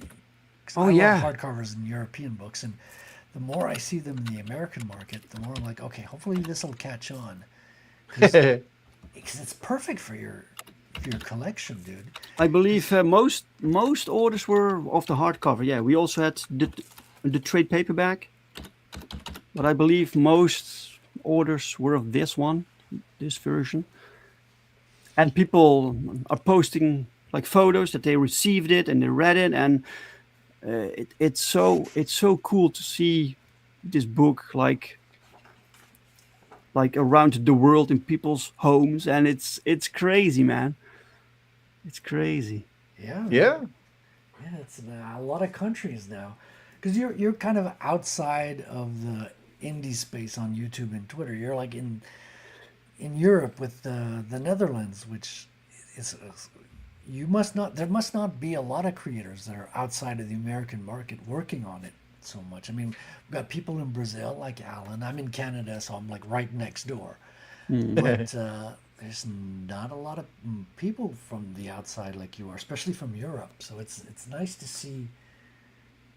Are you planning on translating it for the European market since you're so physically close to it, or is that not the same type of like book they're into there? Yeah, I have started with translating to Dutch, which is not as simple, even for me when I'm Dutch, right? Because it's you can't literally translate a lot of things. No, Yeah, it is. And Pau already drew the cover for the Dutch trade paperback, so it's in the works. Okay, it's So in the good. works. I mean, and different languages take up different amount of space too. Like you're going to translate something into French, poop, you're going to have like way larger. The German test. That's the thing. I was going to lead my way up to German. Like, can you imagine like everything in bitte. German? It's like you barely see. Like it would cover her head, and you just see her boobs. You don't go on to the next page. Yeah. Man. Like these talkative scenes, they are that takes a little bit of work to get that all translated. That would be hard to Jawohl. translate. Yeah. And if you're like me, when you write the first script, there's like 10 times more dialogue, and then you realize, I have Go to through cut the weed down. whacker. Trim it down. Yeah. I have to only the essential words need to stay on there. Ew. I love all these black and white includes too. This is Yeah. the beauty of having like an all-in-one book is all the extra art. Yeah. By the way, I also asked like people before we produced this book if they preferred like a book with the entire story like together or with like separation pages in between. In between each issue, and most people wanted the separation pages. So these are things that I listen to what people prefer, because sometimes I don't really know what people prefer, right? Oh yeah. Yeah. Oh yeah, sometimes people don't know what they prefer themselves. It doesn't matter. But you got to keep all the pages that were on the right initially. You got to keep them on the right. Obviously, the cinematic pans. You want your double page spreads to be in the same. Oh yeah. Spread, but I guess the covers are a good divide because covers will keep Yeah. you. Yeah, you got a black and white art here. Yeah, and it's the clear cover. that this is the ending. So you have the line work on that page, so you know the chapter is done. Yeah, Mm-hmm. yeah. Yeah, so that works very well. I love Yeah. seeing all this geeky stuff with it in the inline and stuff, and seeing all the way to the edge. Dude, my favorite. Are you planning on doing it? Probably not. I mean, this is me fantasizing, but you got these huge artist edition and stuff like that's almost the next level with Alan's pencil book too. Like, how big is that? Is that a small comic book size or It is planned to be the same size as a regular book, comic book? Yeah. but you never know. I was like, if the campaign brings in enough money, I could perhaps scale it up to Yeah. this format. So, but for now, it's planned as the single issue format. But you never know. And how's Alan? Because where did the idea of doing a pencil book come from? Did Alan do pencil books before, or did you get Alan's pencils and you were like, "Oh, obviously we have to make a pencil book"? Like, well, how did it come into your mind? The second, yeah, because I got these pages, so I had to send them over to the inkers, right? And so I was collecting these pencil pages, and I thought we can't let these pages remain unseen by other people. So this is so then proposed the idea to Alan to do this pencil edition. I initially thought it would be cool to have a book with the inked art. Yeah, And yeah. so that was my initial suggestion to Alan, and Alan said immediately, "I like it, but only with pencil." Okay, so it was very quick decision. Well, I'm sorry, Illyrio Inks. It's just Alan, but man, he's Alan Goldman. He can ask for that Yeah, for sure. I think it's going to be awesome. I think those type of art books are always interesting, especially for artists. And we love to study our own stuff and to be able to see both the inks and the pencil stuff. But you don't get to see the pencils so much today because a lot of it is. yeah. Well, I mean. By the way, these characters featured in this scene, so gorgeous and grotesque, they were the characters that I would initially. That was a story that I initially wanted to do with Power Rodriguez. When I first talked to him, like, should we do you want to do a comic together? I had these in mind because he already made a pin-up of Gorgeous and Grotesque, and it was so awesome. So I started to work on the story for them, but I couldn't get the story it didn't click yet to me. Really? Okay. So I moved over to Perfect 10 to give like Pau something to work on before he kind of left or moved on or whatever. And during the production of Perfect 10, I figured out the story of Gorgeous and Grotesque, and I worked it in here. Nice. So they're now part of this story. So it all worked out, man. Yeah, you can write stuff here and there, and that'll end up finding its way into a book later. Yeah. Fascinating stuff. Hey, Crenshaw. Cool. Hey. Hello, folks. Just got to a few pages before what you're showing right now. Yeah, I'm just 2 chapters in, but I'm like looking at the art. It's so cool. It's so freaking cool, and it's stylish. I like how Pau Rodriguez has his own personal style. And Alan has it too. Very different. I kind of so these comics are action packed for sure, but it's not because I kind of try to avoid having too much action in a comic book, even though it's a superhero book. I'm kind of sensitive to the fact that perhaps all action is boring, so I try to avoid it and focus on story. Story is first, and if it requires action, we get action. Yeah, because if you're watching like an action movie where there's explosions from start to finish, you get tired and bored of the explosions. Right? Yeah. Yeah. If they It's the need peaks to- and troughs of storytelling. Yeah. Yeah, right. They need a reason to explode. You got to get behind it. I want to know why the butt is farting. Absolutely. So this is why all these action scenes, they have like a meaning, right? So there's a deeper battle going on beyond like characters clashing. That's Yeah. needs to have a reason. So, do you write the action scene and then find the reason, or does the reason lead you naturally to the action scene, or when you're writing? Yeah, that's kind of thing. It's not like I want these two characters to fight and then think of a reason for them to fight. That's not how it goes. It's kind of the story demands a conflict here. So, and when the conflict happens, then you have to like turn it up to 11. Make the most of that, right? Yeah. Oh, I like her. Phantasma, yeah, she's a cool character. Got Billy. How you doing, Billy? Welcome Hey, to Billy. the show. Hey. Just looking You at see the Perfect Discord 10. stuff? Looking at Perfect 10 here. What'd you say? You see the Discord stuff? What Discord stuff? No. So if you share images that have like checkerboard patterns and stuff, and like Minecraft blocks and stuff, and spreadsheets, In Discord? the AI moderation can label that as CP stuff. Whoa. Wait, what? When did checkerboards be? Oh, yeah, whatever. Transparency? I'm backgrounds? not Yes. understanding the connection there. I know. That's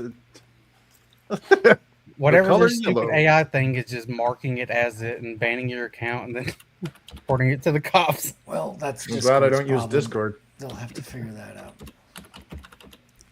Man. All right. Did So you just see a that- fair warning for anyone. who uses Yeah, it. that's it's good to know if you use Discord. Wow.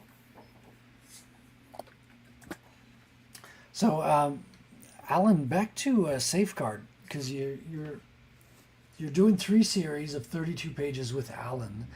So, where are you at, kind of in the production? Are you at the beginning of the first one, or are you like towards the end with the crowd? Like, what is your cycle for the first issue? Right now, Alan is drawing page 30. So Wow, he's almost done. yeah, so he will. I think he will deliver page 30 tomorrow or the day after, and then the inker is following right behind, and the colorists. We have 2 colorists also to keep up. So we are almost done. We're nearing the finish line for issue 1, and meanwhile, I am breaking down the story for issue 2, which will be amazing. I'm looking forward to that. So you waited until being almost done before doing the crowdfunding. That's interesting. Yeah. I did similar Well thing played, too. sir. I like being towards the end because Well, that's not really the case. No, we already did a Safeguard campaign on Fatma Comic about Oh, okay, you had one before. a few months ago when we were pretty early in the production to keep the production like moving, keep the momentum going. Okay, so you did yeah. more than one, like multiple. One at the beginning, one towards Yeah. the end. That's smart too. Yeah. Yeah, Sometimes you need more than one to get to your goal. It's just the I way- really Yeah. wish that I could do without the crowdfunding bit, and like if they bring in more, then we can do it. Then I can do a complete book beforehand. But it's very difficult without that. Yeah, well, that's what makes it possible. Yes, Yeah, that's the purpose of crowdfunding, right? So Yeah. Yeah, people want to see something that normally wouldn't be made, and you got talent out there, but it's not plugged in with the corporations or the printers and the yeah. people who make the Marketing. books. So you have to go direct. Yeah, the fans and the readers have to find their artists and creators and finance them to have the books they're looking for. Or Yeah. else we'd be stuck in this corporate culture, which is leading us nowhere, as you can see. This character right here, he is one of Pau's favorites, and you kind of notice during the series from his first introduction in issue 2 up until this last one, he slowly starts to look cooler and cooler because Pow really got into him. I can You know, believe you, man, because I'm Yeah. looking at him. I was like, okay, look at this arm. I thought Yeah. this is almost an Alan Goldman arm here with yeah, the, yeah, Yeah. the shadows and line. I was like, okay, yeah, he's digging it. He's digging it. That's cool.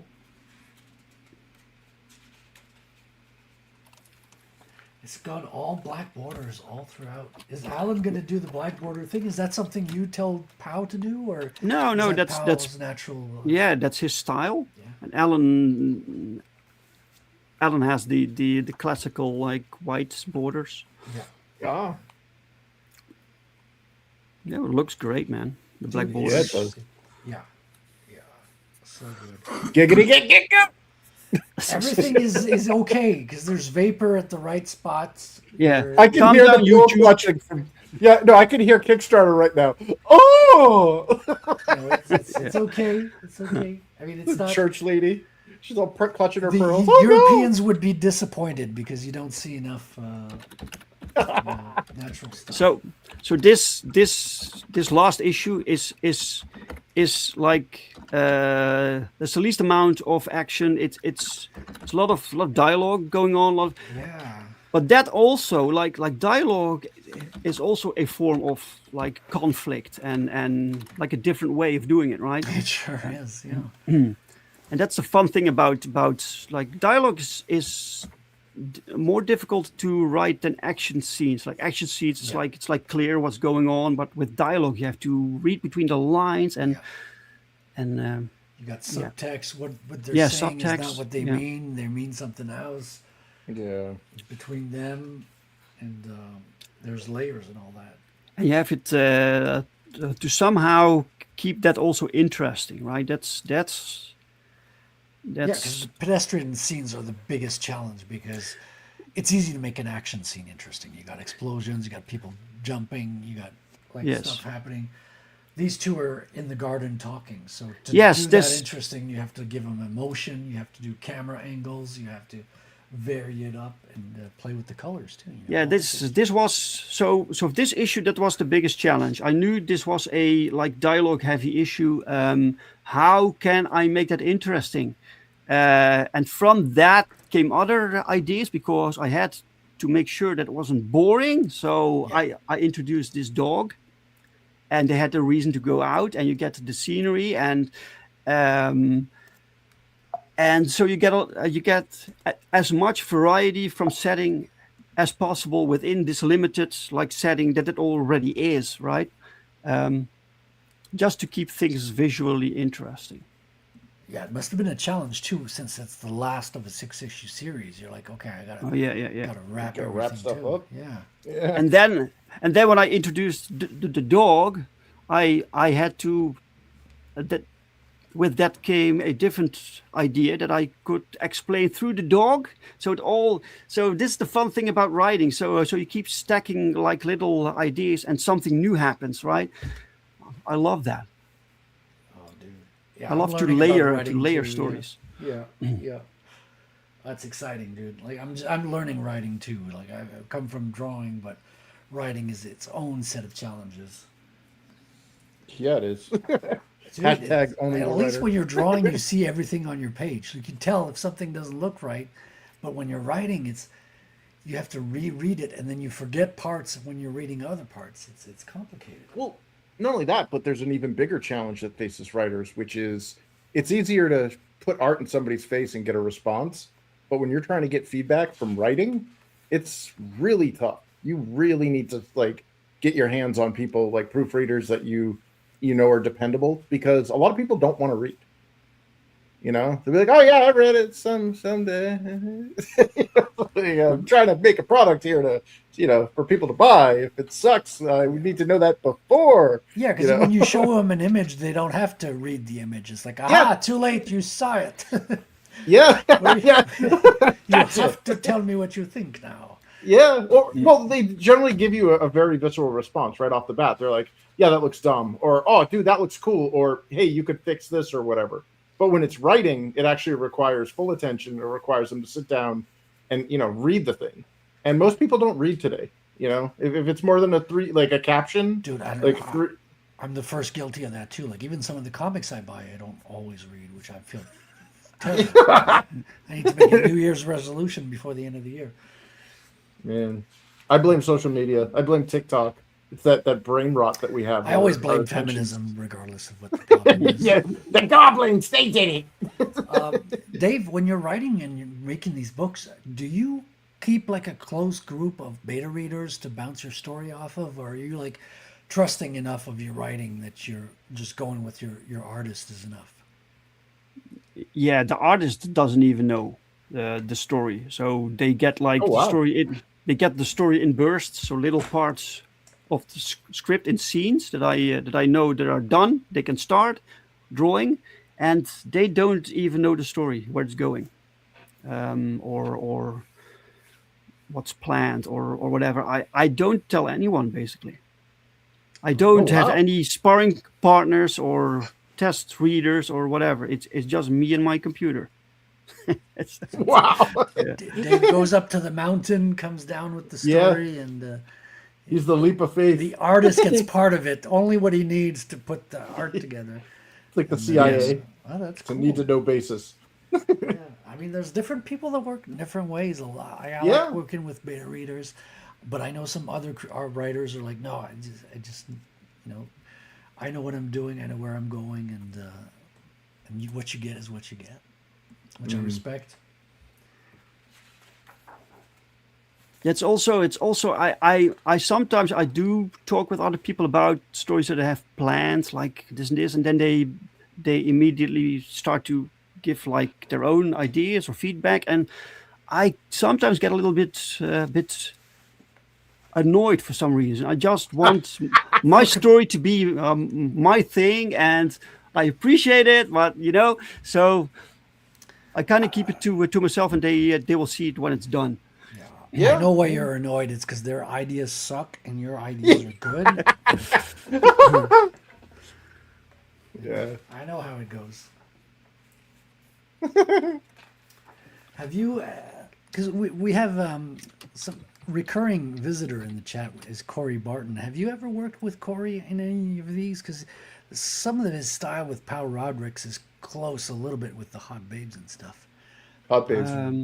You haven't worked together yet, I think.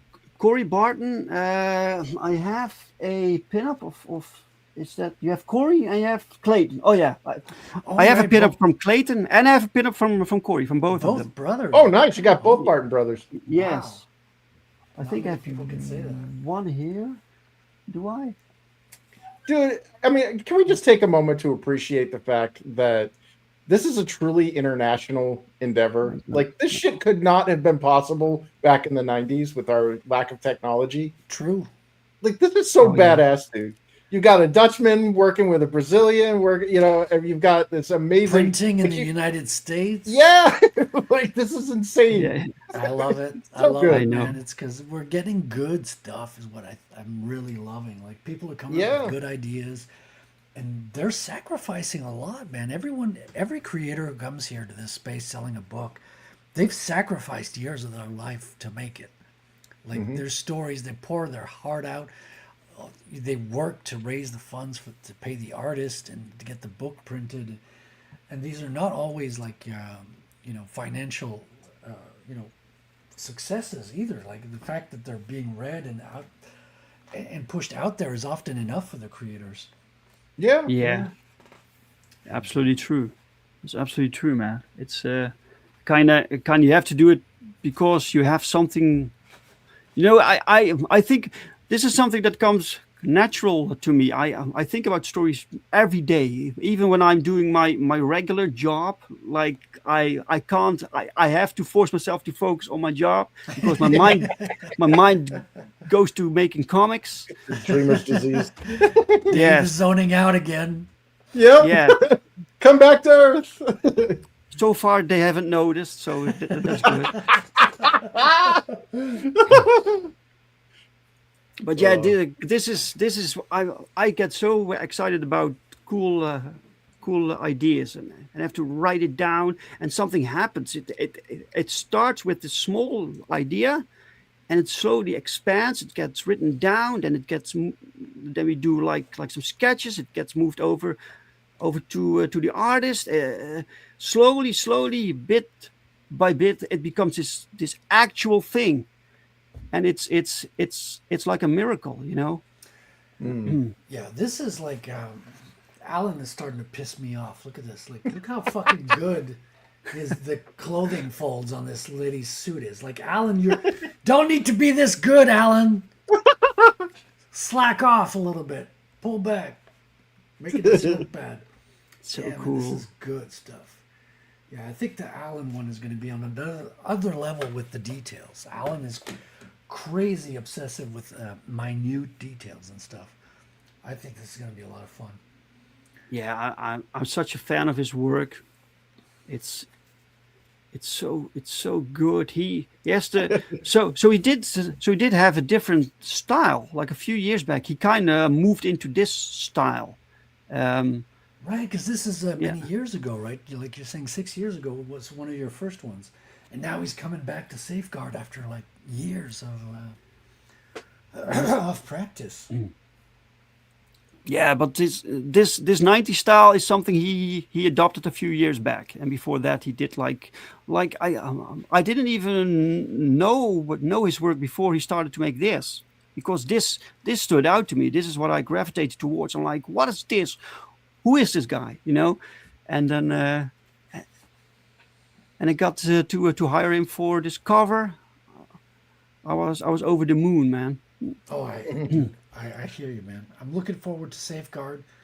This is going to be a really interesting story to follow, especially following Perfect 10, and looking forward to the surprises you're going to have with Pau Rodrigues, what he's doing in the meantime, in the interim, in the dark, working in secret. He's going to come out and blow us all away.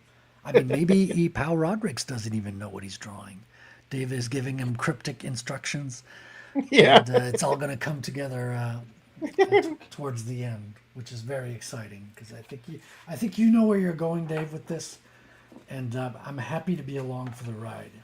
This is some fun, Thank you, man. Yeah, man. entertaining stuff. Thank you, guys, man. This is. Go back to that previous page. Go back to that previous page, bitch. What? Go back. Billy Bob wants to see some boobage. This one? Go back. No, go back. Go back. No, he wants to see the one of what's her face there in the bikini in the upper right of the page. Yeah. That's right there. There you go. Oh, this is the fan art. Yep. Okay. All right, you perverted, sick co-host. You. I'll be in my bunk. Right. Love these. Yeah. Yeah. For some reason, fan art is usually of ladies. Yeah. Gee, I Seldom- wonder. Seldom you get fan art of a male hero. Yeah. Yeah. Well, I got some fan art of Vertel, but I got a lot of like Black Medusa too. I'll tell you, Okay. and that Russian chick too.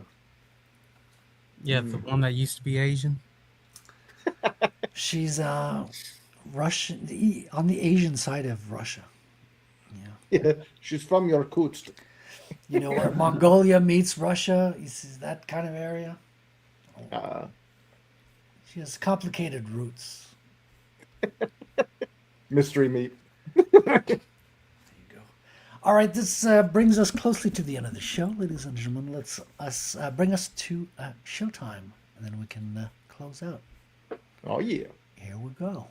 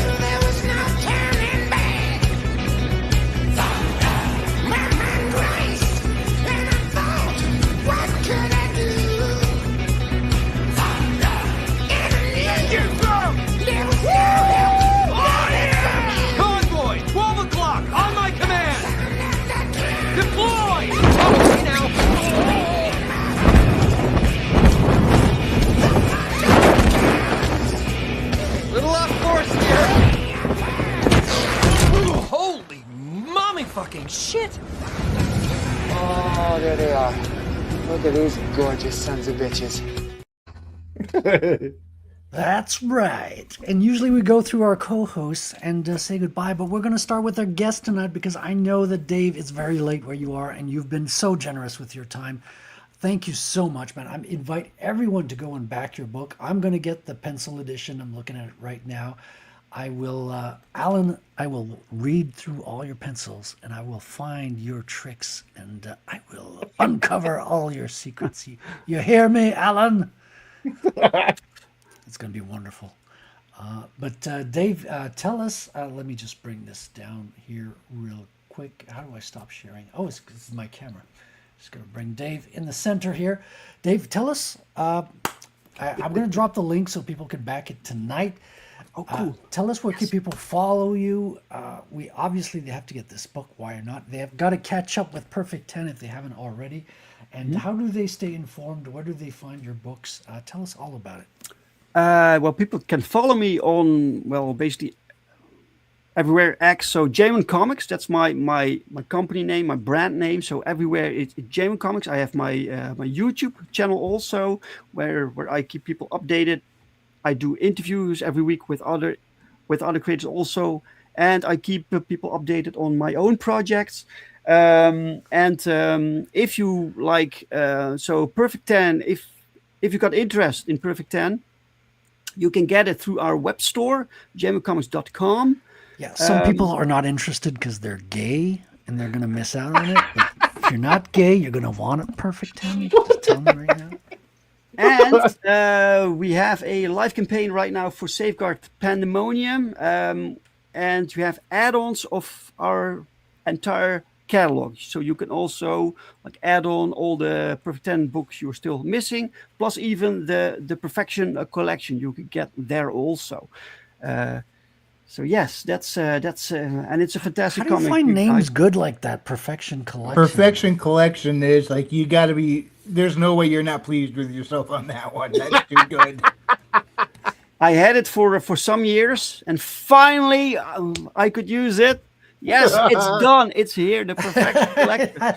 It has been fulfilled, ladies and gentlemen. It kind of motivated me to finish the entire series because that needed to happen, right? The Perfection It's Collection. here, it's done, and now you're starting a new one. It's freaking exciting, man. And we're going to be on this journey with you. We're going to be following up. Anytime you want to come back on, just hit me a message, man. We'll have you back on. Like, I want to follow this with every campaign and other updates if you have them. And we'll definitely find a reason to bring Alan back on at some point too. Like having him draw on the show was like a high point of the show. Really love that too. So it was good times, man. So thank you so much, Dave, again. Thank you guys, and thank you all for sharing and backing, guys. It's doing great. So thank you all so much, guys. I really appreciate that. Happy to hear that, man. Happy to hear that. There we go. All right, I'm going to let Dave go and relax, and then we're going to go to our co-host here, Billy Bob. I know you always have a long segment with the outro. You got a lot of stuff to say. We don't always have time to keep it all within the show time, so I've taken a break earlier tonight, so you have extra time to say what you need to say. My dog's infested with fleas. I gotta get him a pill. Oh, okay. All right. You heard it here first, gentlemen. breaking news. And bringing us to Mr. Chris Peel. First of all, you had some fucking awesome questions tonight, Chris. Like you could tell you're a comic creator too. What'd you call his last name? Fisk. I thought you said Peel. Also, What did I call him? Peel? Yes. Nani? Oh, I could have done that. I could have totally pulled a flub because Bootlegger's not here. Where are you, Bootlegger? They both sound the same when they say that's right. Also, Well, your that's the artist thing. made a mistake on your drawing on there. Really? Here's the mistake. His eyes are pointing towards her eyes. We know that's not going to. Chris's drawing. Yeah, you have to adjust the eyes. My tits are down here. Well, those were actually those were portraits that they weren't intended to look like this or in the same image. They were for the video game that I'm working on. They were the little character portraits that talk. The whole, like if you've ever played Shining Force or Fire Emblem, There are little busts that appear when the person's in Pop up dialogue. with the text box or something. Yep, and then the mouth moves and the eyes blink and stuff. So what you're saying is you should click that image and then tilt him down. Realism so in anime, folks. yeah, Ikuzo. So I am currently so Nerium just finished chapter 2. It's going into proofreading now, and we're working on chapter 3 for Infinite Tale Chronicles Book 3. And there's about 5 chapters in the book. It's going to be a beefy boy, probably bigger than the second book, which was 123 pages. So I'm looking forward to getting this one out. And Nerium's been knocking it out of the park. In addition to working on Infinite Tale Chronicles Book 3, I'm also, like I said, working on my little companion video game stuff. It's interesting to see how well I can use JavaScript to brutalize a game engine to make it do things it's not supposed to do. Should be interesting. You can do a lot with JavaScript. That's the beauty of it. Is it's like, you fool, you gave me access to JavaScript. But so I'm working on that as well. We're hoping to get book 3 out by quarter 3 2027, so probably the end of summer of next year. In addition to the game and that, you can grab books 1 and 2 on Amazon. It's got boobs in it, but it's not a booby book. It's if it's old school fantasy. It's what I fell in love with the genre. It's kind of the things that brought me joy when I was a teenager in the 90s.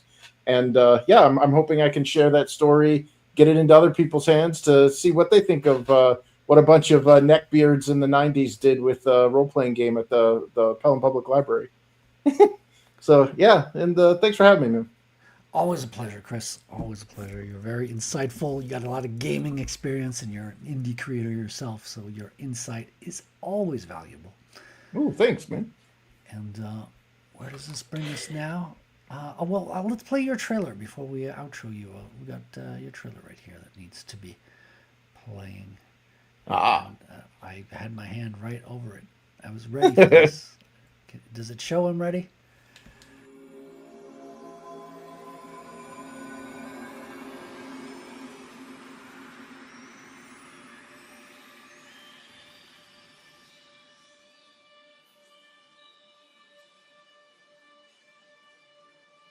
Knowledge is like a seed.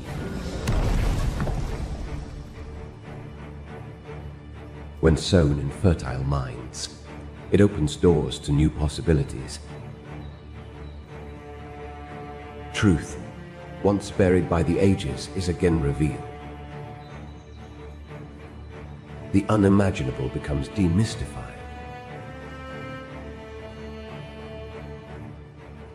New wonders are discovered that transcend the limitations of previous understanding. However, some doors should never be opened.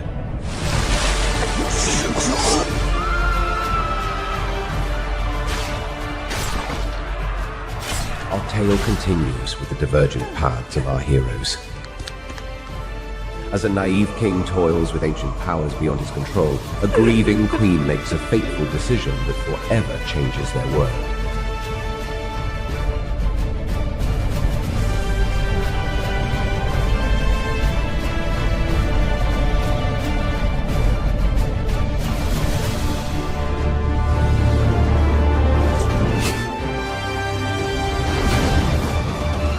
Infinito Chronicles. The War of the Trees.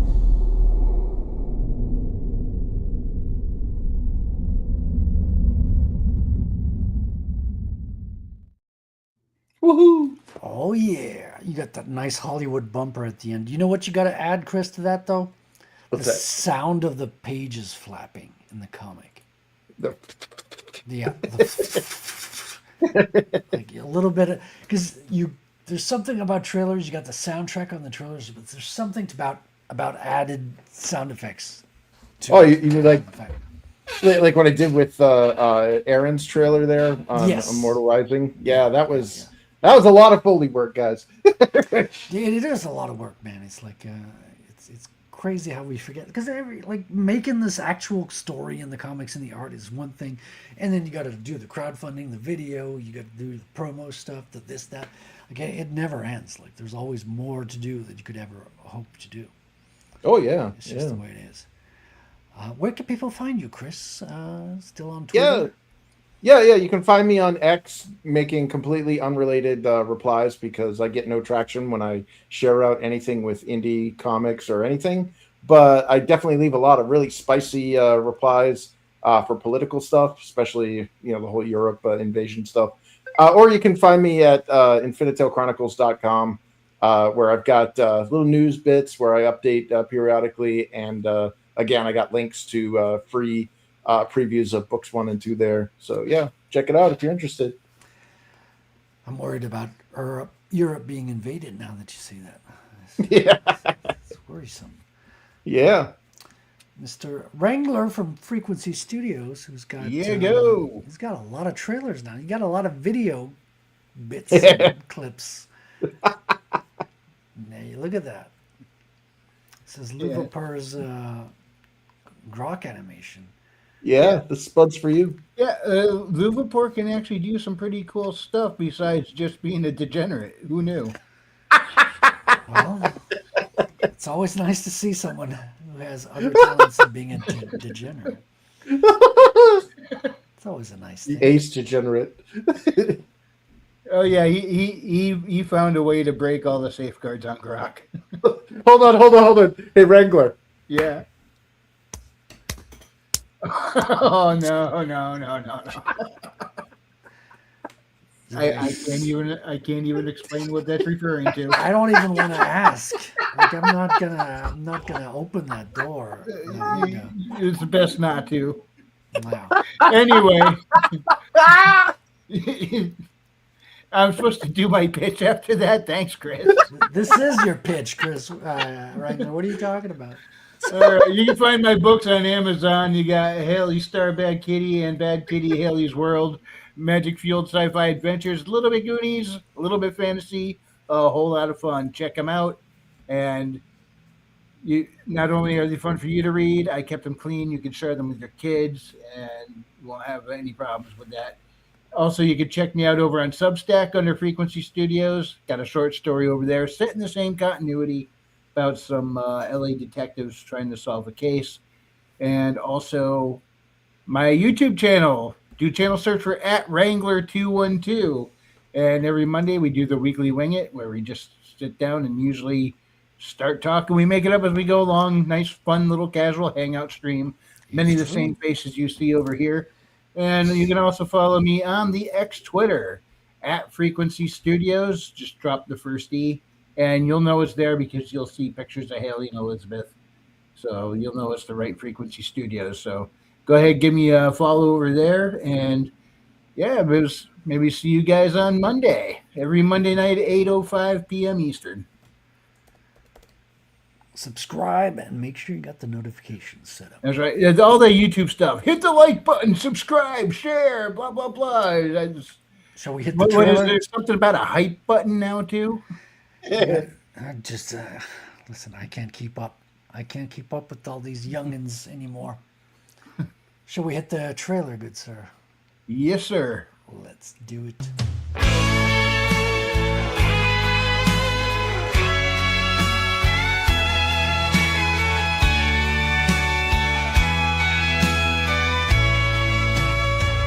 Haley and Elizabeth are back, and this time the spuds are really going to fly.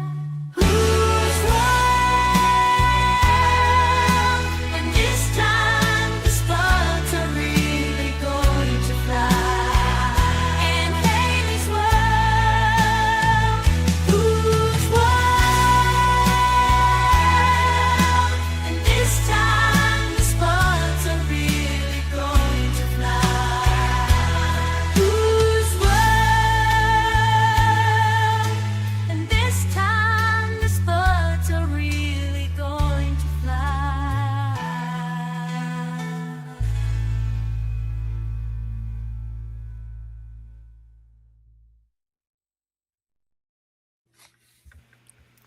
Beautiful.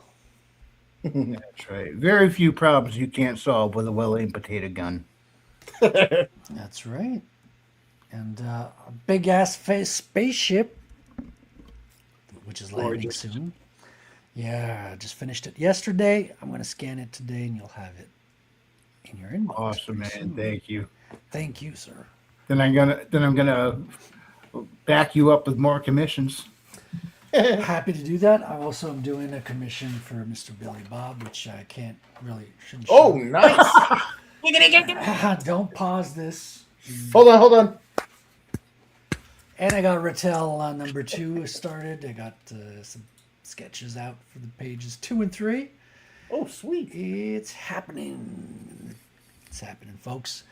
Make sure to follow that. And we've got the Commandos on Saturday. But after this, I'm going to be at CG After Dark in about a half an hour, I think. These things can fluctuate, as always. But thank you, as always, for tuning into the show. Stay tuned for next week. We don't have a guest set up yet, but we're open. So if you have a project to promote or you want to get on and talk about comics, let me know, DM me, or send me an email. And until then, take care, God bless, and read on. God bless everybody. See you.